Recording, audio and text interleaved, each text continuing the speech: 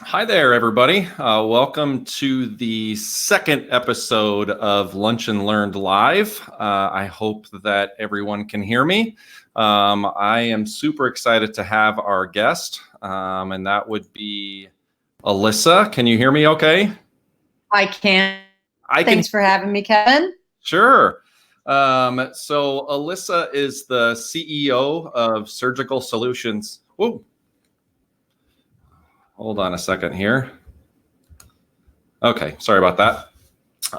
So Alyssa, as I mentioned, is the CEO of Surgical Solutions and also the author of Leadership and Life Hacks that I have right here. Super excited to have you, so I really appreciate it. Thanks for inviting me to join you. Yeah, not a problem. So the first thing I wanted to mention is in the book on page 120, it says that you have a bad habit of scheduling phone meetings between 12 and 1 o'clock. So, which is exactly what I did with you. You're so my I lunch appreciate. date today, Kevin. What's that? You're my lunch date today. You're my there lunch you go. date today. I appreciate that. I love it. So I want to go back fairly far. And one of the interesting things about the book is it really does give sort of the full picture of you and your life and sort of how you got to where you are now. So I'm asking questions that I already know answers to, but I still want to talk about it a little bit. And I think the first thing is kind of timely. I was hoping that you could talk a little bit about your grandfather and sort of their trip over to the States a little bit and sort of how that affected you. Sure. So their trip over was actually very similar from my childhood memory standpoint to The Sound of Music, which is a favorite movie of mine. They were late to leave Netherlands during the war. Okay. And when they realized it was time to go, then his flourishing family business and my grandmother left hers, and he joined the Dutch army and got out by joining the Dutch army and heading to Suriname. But as the story goes, when they were leaving with a child of theirs at the time, who later died, they were actually detained at one point in France, quote unquote concentration camp or quasi concentration camp for a night. And then they were held at a couple different stops, even though they had legitimate papers to leave since they were Jews. And so as the story goes, as I've been told, the last night before the boat, over Suriname, left Portugal, as the story was told to me, again, this could be somewhat folklore, but as the story was told to me, right, they did in fact say, my grandmother said, I can't take this anymore, and climbed over a set of mountains in the lower Pyrenees to just get on the boat as it needed to be. So sure, that is the first part of their exodus. Sure. They got to Suriname. He did see his time out in the Dutch army. When the war was over, they went back 6, and my grandmother, Aunt Anna, was born there, and they had one other daughter, my Aunt Ellie, who was born in Suriname while they were there. And so they had some happy life events. They also lost a child, as I said, some sadness. And then when they got back to Holland, they realized that so many of their friends had perished during the war that it was just too sad. Lost a child, too heavy. It was time to change, to leave again. So in 47, made the decision to head to the U.S., and that's why my mother, Faye Hartog-Levin, the ambassador to the Netherlands, coming full circle, but she was ironically or not the first of the children born in the U.S. in Scarsdale, New York in 1948. Wow. So as you're growing up, and obviously you're probably hearing some of these stories, like what, I guess when you're a teenager and you're hearing those things, did that sort of affect you in a certain way that sort of led to where you are now? How did that affect you? I think the piece of the story as it relates to my grandfather and his career arc absolutely impacted my sense of what is possible in the world.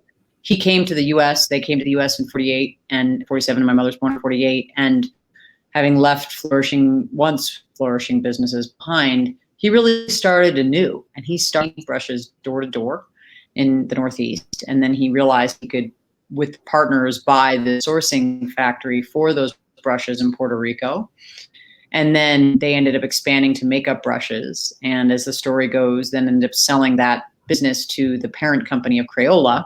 Okay. And then simultaneously or concurrently, he had been making some good investments in a tech startup at the time called IBM, and ended up, making a lot of it back. Sure. And so he did end up having a life filled with travel and more peace and in his 70s and 80s, which in my opinion, many times over. But that story of entrepreneurship and the ability to start something out of nothing and to be able to, no matter how much abject horror the world delivers you, to continue to bounce, make it, that to me is the hallmark of a great entrepreneur. And unequivocally, those are the stories of my childhood and my life that impacted my view of the world.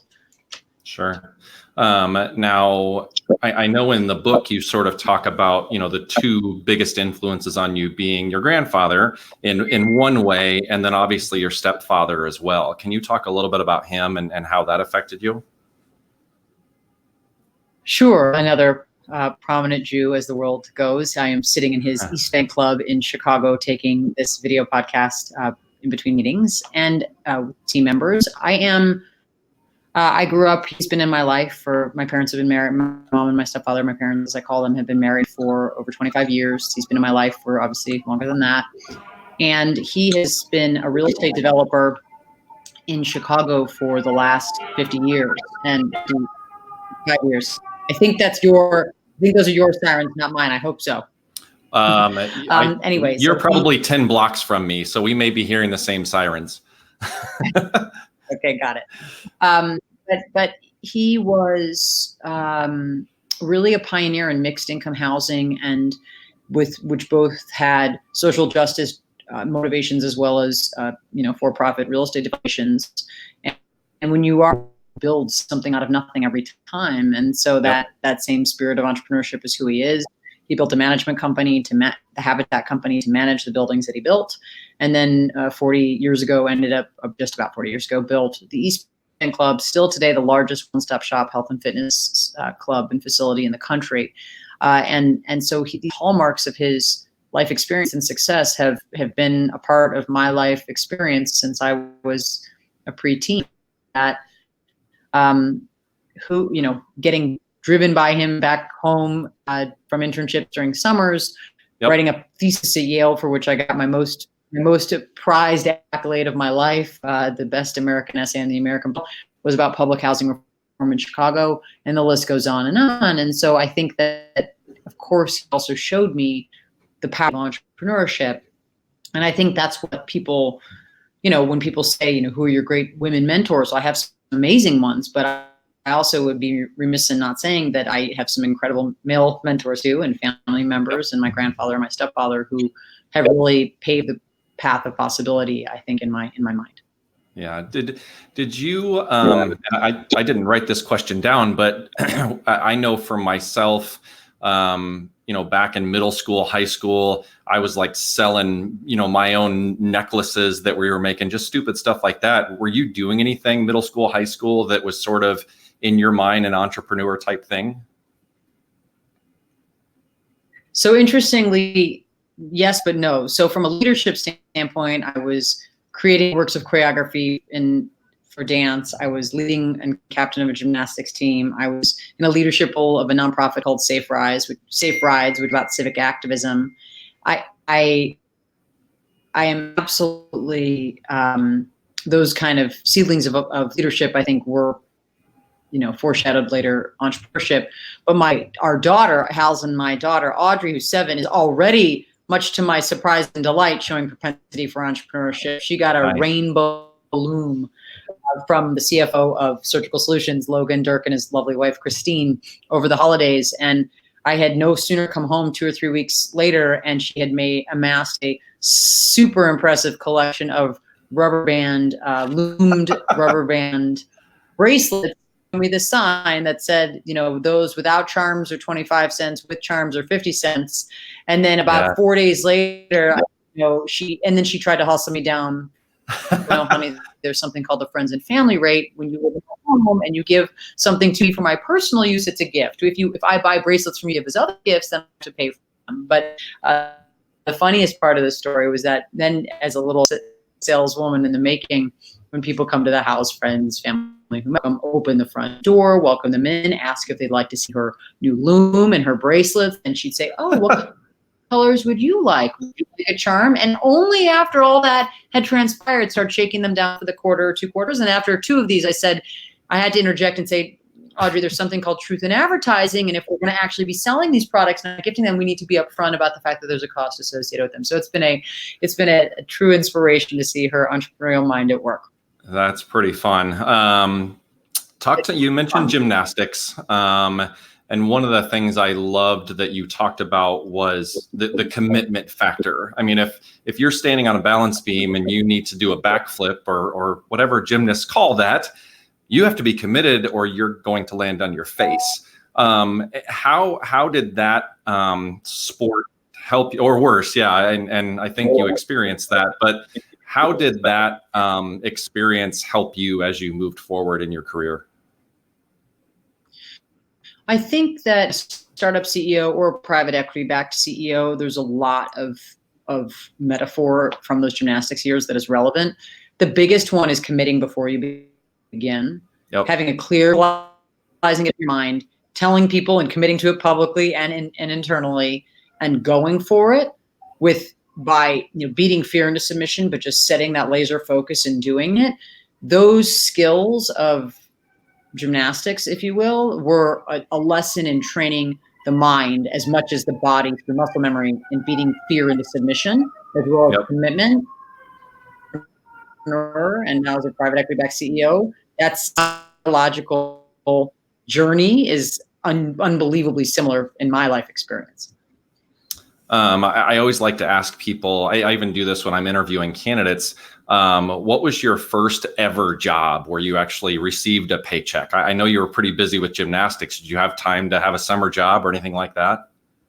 I did. I taught camp, starting my junior in high school, summer camp to kids in Illinois, Tamarack, and other places. I also, in Banner, I think, I can't now, it's so long ago, which one was it first? And then I taught dance at Yale, and those are paychecks. I'm not talking about, me babysitting on the weekends starting at age 14 for neighborhood kids where people get cash. I'm talking about like paychecks where you get you get tax forms, et cetera. So, I think those the first real ones, teaching summer camp to kids and then teaching dance to children at Yale. And then had a series of summer internships starting in my freshman year of college that were all paid and W-2'd and all the rest. Sure. And I have always found it valuable to work, and I've always found it valuable to not just have income, but to be a contributing member of society. And so for close girlfriends of mine who are as pedigreed as they come, they're phenomenal, really phenomenal resumes and educations. If they choose to off-ramp from their careers for a short or longer period of time to raise kids, my first feedback item to them is always, I don't care what you do, if it's for a paycheck or not, the world has given you too much talent and invested in you too much in your education to not contribute back in some way, shape, or form. And most of them would do it anyway on their own. Yeah. But I think that whether it's paid or not paid, it is a function of circumstance and choice. But to make sure you're a contributing member of society, that is a value that was instilled in me from my parents and through my family, and I think is a really important one. And that is in some ways different from income. Not in my life, it's not different from income because, I have a family to feed, but in some people's lives, if they don't have, even if it's not income related, being a contributing member and giving of yourself to others is, to me, what makes the world go round. Absolutely. I know that from a gymnastics perspective, you got injured right away your senior year, like badly injured, correct? Yep. Pretty nasty. Okay. Pretty nasty. And I think you had to do your interview at Yale over video like this, and you've got your arm in a contraption. Were there other schools you were looking at, or was Yale sort of where you were going and that was the plan? Yeah, the video wasn't, I'm old. The video wasn't quite how they interviewed then. There was still a human being that came to my house and saw the contraption, the RoboCop on my arm, because that was 96, or 95 to 96. So the video wouldn't have come till 99. But Mrs. Corwin did come to my home and she conducted the interview. And Yale was at that point the only place I was looking. I applied in an era where there was early decision and it was binding. And so if you had declined an early decision, different than early action, you would be blacklisted in the Ivy League alumni database. So Wow. I applied early decision. I committed. If I got in, I would have gone. And I think in some ways it's more like the European system, right, where there's a little less fluidity and you commit and you get in and you go or you don't go. But I feel grateful. I mean, I'm super lucky. I got in along with my best friend of my childhood. She and I were Wow. neck and neck, and I was terrified. And we both got in. And so, to have all that resolved in January of your your senior year of high school, after the fall I had with the physical fall I had, it was some good karma and good luck paying off. And I've always been grateful that I got in, and I've always been grateful for the experience I had. It wasn't an easy place. Academically, it was wonderful and rich and enriching, and the people are phenomenal, but it was hard. It was a journey. It was an evolution and a revolution in my life in many ways, but I loved it. And so much so that I got asked to be our co-chair in this year, and rightly or wrongly said yes. Yeah, it seems like you're heavily involved in some of the alumni type stuff that they do. I think it's in San Francisco. Is it Bulldogs on the Bay? Is that what I saw that you're a part of? Yeah. Okay. I had started that with 3 other classmates, my best friend's husband and 3 others. 5 wanted to have more Yale summer interns come to the Bay Area and Silicon Valley than had been previously, since they had been mostly going to New York or LA, or they had Bulldogs in the Bluegrass in Kentucky or Bulldogs in China. And it was a really wonderful life experience to start that, and to have cope with several other people, and to have 2 or 3 Yale summer interns every year for 6 or 7 vintages of Bullpups. Many of them I've written grad school applications for, sent wedding gifts to. It's been, not all, but a special few have been part of my life for many, many, many, many, many years since.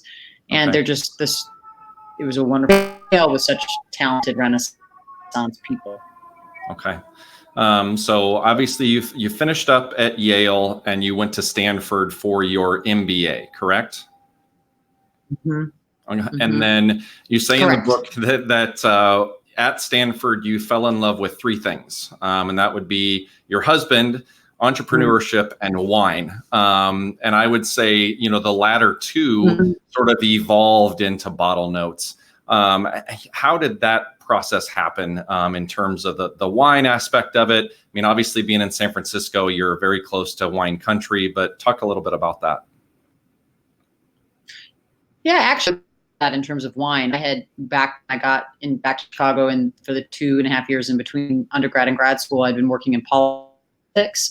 And so I had been in art history, double major at Yale, and my art history love was for leveraging those paintings or photographs or objects as a window into culture or history or place.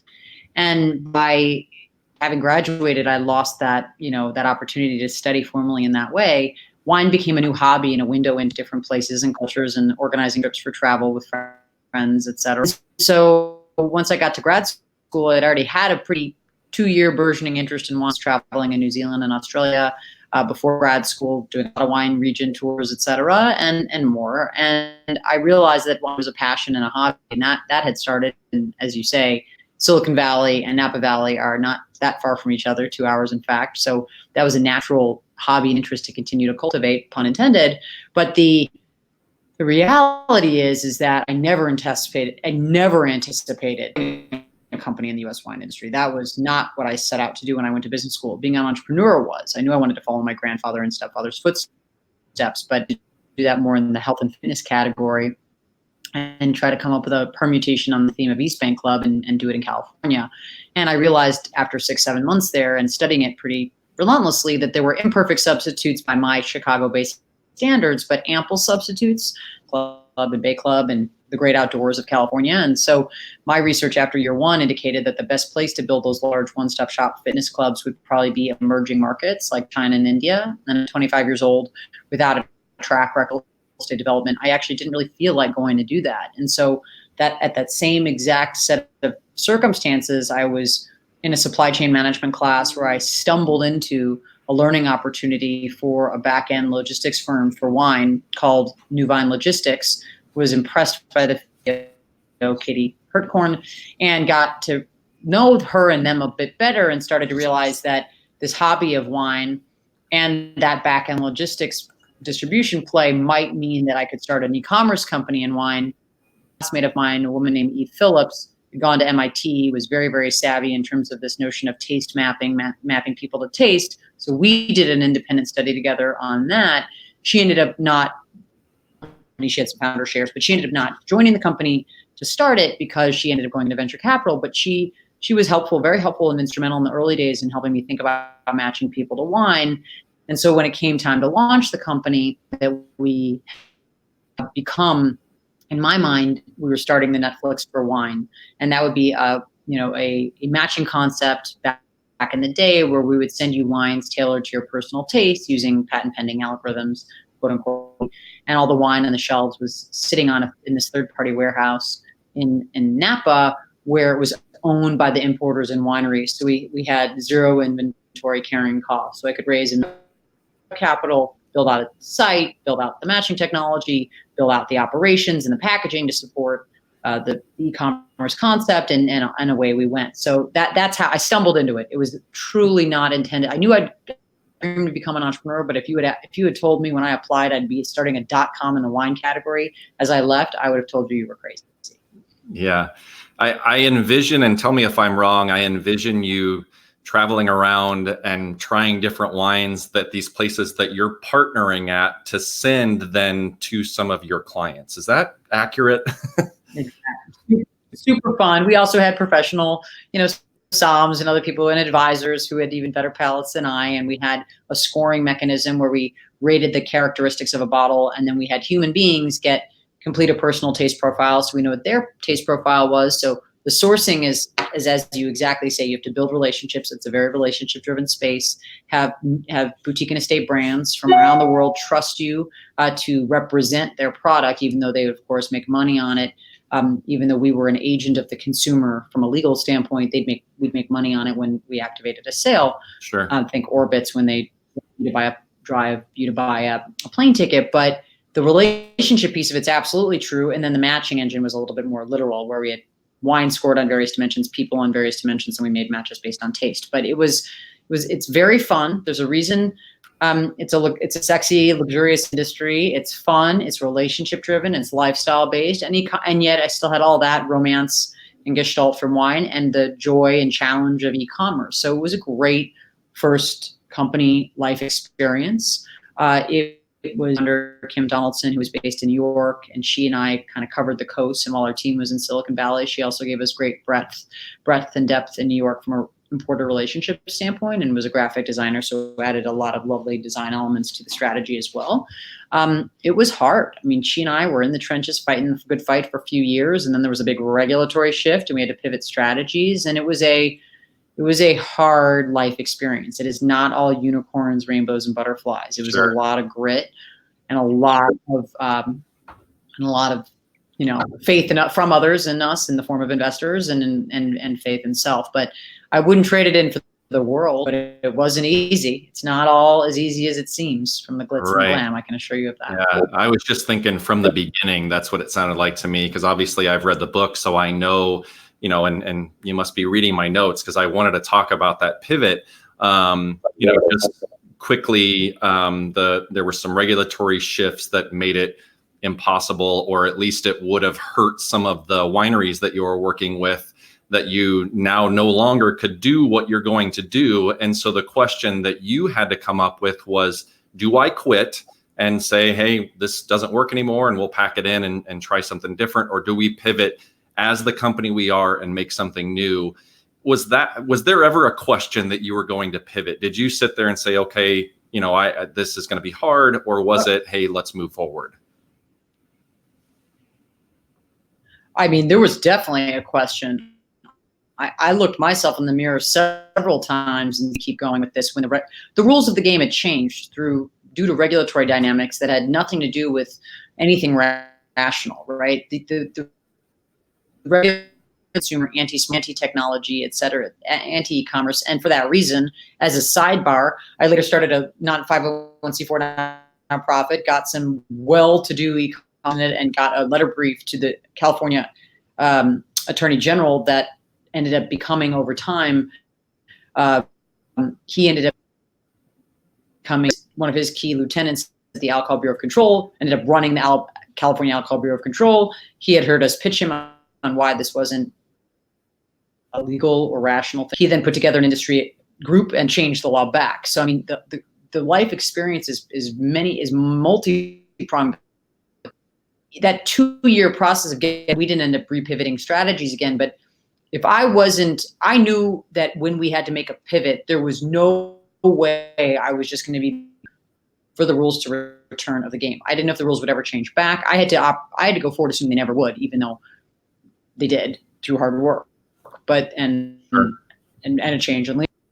I found at the time my investors were incredibly patient, and they were saying very compassionately, the rules of yours or Kim's, thank you for all of your hard work, put up the white flag, move on, let's talk about the next one. I mean, there was no fault. It was just that it was a big pivot. And so with our investors, thought about and I thought a lot about the U.S. wine industry at that moment in time. It was different because of this regular fundamentals were different from what they were 2.5 years prior when I actually launched the company. And so thinking about the millennial generation consumer wanting to be then at higher average price points and higher average quantities, and even the baby boomers, and wanting to get their information and advice through very different facts, thinking about how we were serving a valuable role in the marketplace, educating and entertaining that end consumer about wine, and helping brands get access to this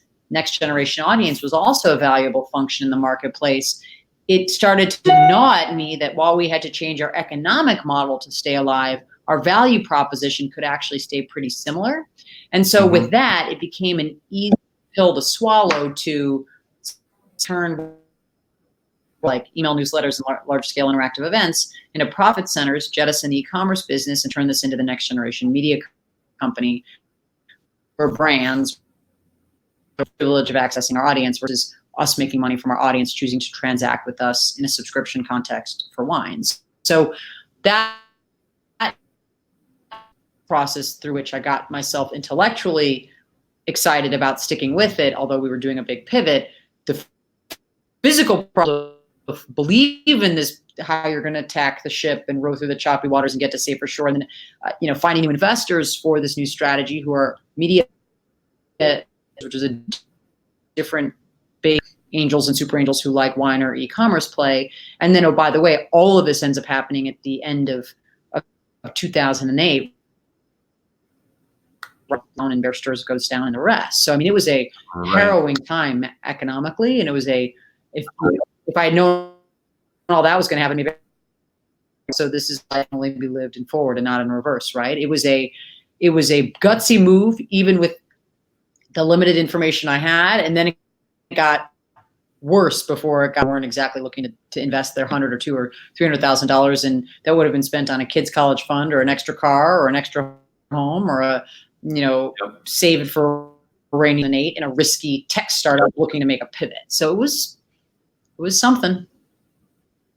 Yeah, it was really fascinating in the book to hear, the meeting that you had with the team to say, this is what we're going to do, but I need you on board. Just that entire scenario.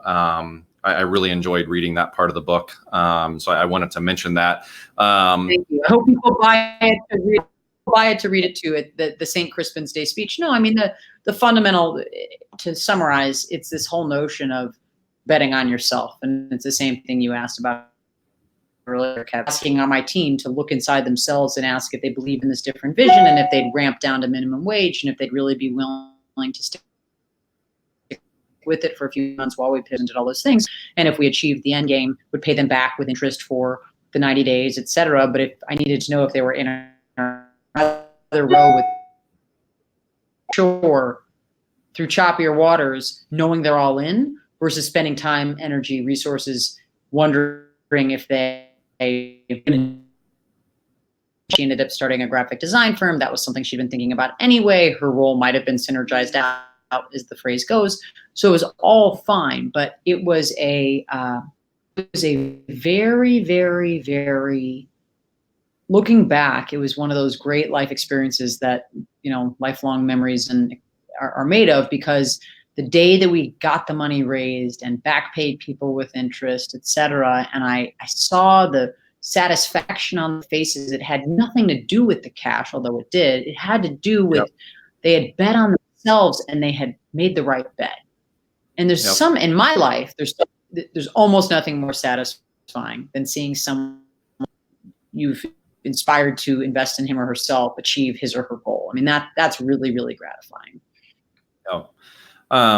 One question I want to ask, and it really came from the last live video I did like this. I was talking to Nick Hardwick, who played for the Chargers, and we were talking about sort of that determination that he had, the determination I think that you have, and listening to some of the life experiences that you've had. Do you think that is something that you're born with, or do you think that is something that you can learn over time? Oh, my husband is a former professional athlete for 14 years and assesses athletes for a living and won a World Series. And so as grit goes, he's, cut not just from the same cloth, but he is the cloth. And we have this debate all the time.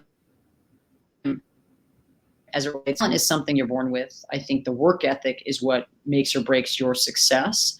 And grit is fundamentally something I'm still, the jury's still out. I'm sure that I should read on this. I think part of it's innate and part of it's learned. And so how do you cultivate the part that's innate and not suppress it in a kid? And how do you, the parents candidly still thinking all that through and wrestling with it, because obviously love them completely and want them not to suffer for any other hand, a little bit of challenge is required to leverage any innate or learned grit. So it's a tough, and we have this a lot. We do too, and I've got 4 kids of my own, and they've all done various activities, and I like the part in the book where you talk about. Oh my goodness. Wow. Yeah.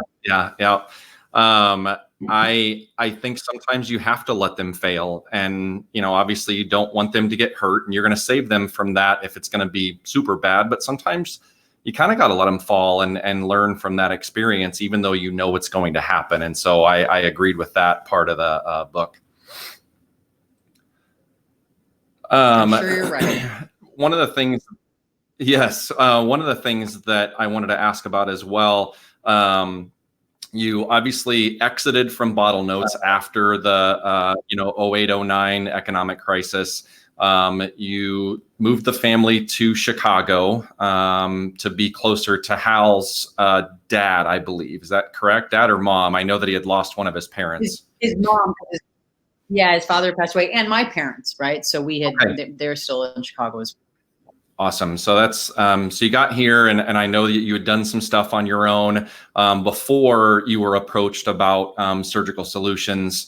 And then when you started there, sort of building your team, even bringing in some of the people that you'd worked with previously and assessing what you had there, how much of your previous experience had prepared you for that?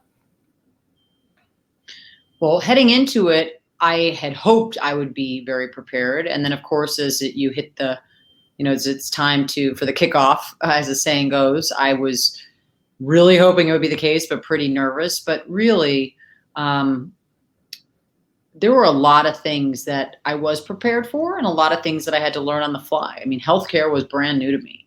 And I was fortunate enough to be able to bring in some people who had 20, 30 years of healthcare experience to shore up mine, and to have great advisors and board members formerly with the company who had decades of healthcare experience to help me jump the curve. I also knew that if I hired really smart, talented, hungry people at any age and any range of experiences, and they were committed as individuals and to the end mission, that they would be great and loyal team members. So there was a combination of shoring up my dearth of industry expertise, as well as having had the experience pattern matching the right kind of raw DNA that I like to hire in some unknown bets. But in the end, that combination of experiences, shoring up talent around me with industry expertise I had done before in a different industry, but I'd done it, hiring raw talent and helping shape them and giving people responsibilities that were too big for them, but knowing they'd grow into it, done that before. The part that was newest was understanding and assessing what we had and who should stay and who should go. Because when I had started my first company, it was something from nothing. Yep. And now here I was walking into something with, onwards of 100 employees. And I was really wowed by how talented our team is in the field. They are the stars of the show. We are, I believe, in the corporate service model in this company, where the corporate headquarters are lean and we are to be of service to field, not the opposite. So that was an attitude shift and that was a structural shift, but that has been a powerful shift. But there was very little field organization overhaul that was needed. So the field team has done a phenomenal job and we wouldn't be where we are without them. And then for the people that it was time to exit, I think you get people figure out a good fit. Even if they're good people for your style of leadership or team dynamics, which a couple of good people on the team were not. And then that works itself out relatively quickly. And so I think that it was to answer the question, some new learning, some repeat, and gratifying all the while, and fun. I think more fun than I expected. Everyone thinks wine is fun and sexy and healthcare is unsexy and hard. Wine is fun and sexy, but that startup is hard. Healthcare is less sexy, but growth is fun. So, I think that it is what you make it to be. Yep. Okay. One of the things there's several chapters in the book. I felt like it didn't go, where you talk, 5 chapters in a row about, the job that you have. I really like the mentorship aspect, but you also talked a little bit about women in leadership, women in CEO roles. You mentioned Sheryl Sandberg's book, Lean In, which my wife talks about all the time. And I think, and I tried to find it and I couldn't go back and find it, but I think you said rather than lean in, leap in. Am I saying that correctly? Yeah, you are. I can send you the article on Forbes I wrote on this after the video. That'd be awesome. Can you talk a little bit about what leap in means to you? I know that my wife is actually with some people in her business women networking group watching this. Yeah, first of all, Sheryl's brilliant. The movement speaks for itself. I say that in the article. Its global impact is indisputable. But the notion of leaping versus leaning is, for me, and this is just my own personal view, sometimes leaning isn't enough.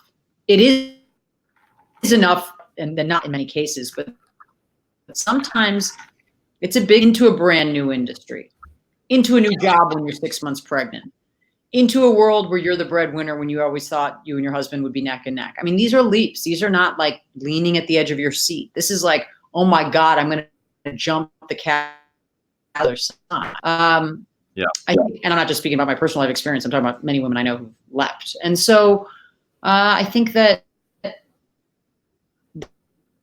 so leaning matters, and leaning with other great women. And to your point, Kevin, networking matters. All that, to me, that's leaning is table stakes, I guess. Leaping is doing something even more uncomfortable and less safe and taking even a bigger risk.